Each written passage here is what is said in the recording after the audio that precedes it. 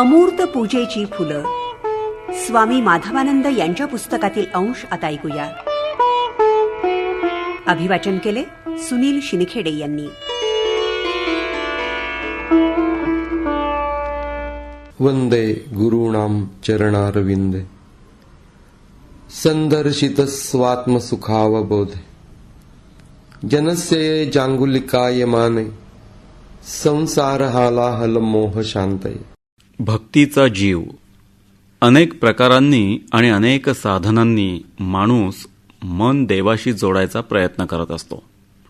मी देवाची भक्ती करतो म्हणजे देवाच्या कथा आवडीनं ऐकतो, पूजा करतो, त्याला फुलं फळं अर्पण करतो, नमस्कार करतो, त्याचं नामस्मरण करतो. अशा कितीतरी साधनांनी त्याची भक्ती केली जाते. यातून प्राप्त काय होतं तर देवाबद्दलचा प्रेमभाव. हा देवाबद्दलचा प्रेमभाव हीच भक्ती. भक्ती हेच भक्तीचं फळ असं नारद ऋषींनीच म्हटलंय. याचा अर्थ हाच आहे.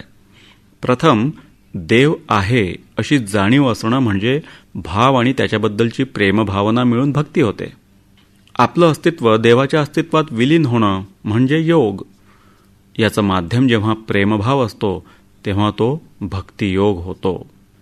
कलावती देवी एकदा श्रीकृष्णासाठी जुईच्या फुलांचा हार गुंफत बसल्या होत्या. त्यावेळी एक मुलगी आईच्या पायांना तेल लावत होती. हार गुंफण्याबरोबर आईचं मन देवात गुंफलेलं होतं.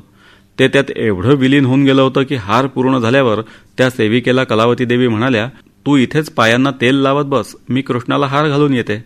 आपल्या शरीरभावाचा असा विसर पडून देवात मन पूर्ण विलीन होणं ही खरोखरच फार उंचीची भक्तीची अवस्था आहे.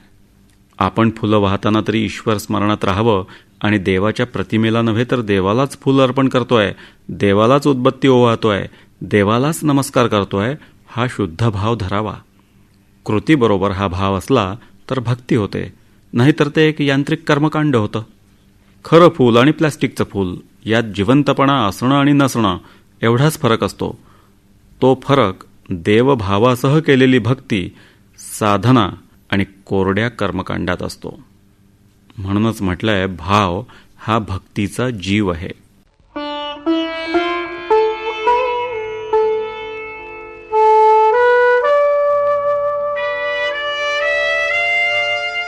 अमूर्त पूजेची फुलं, स्वामी माधवानंद यांच्या पुस्तकातील अंश आत्ता आपण ऐकले. अभिवाचन केलं सुनील शिनखेडे यांनी.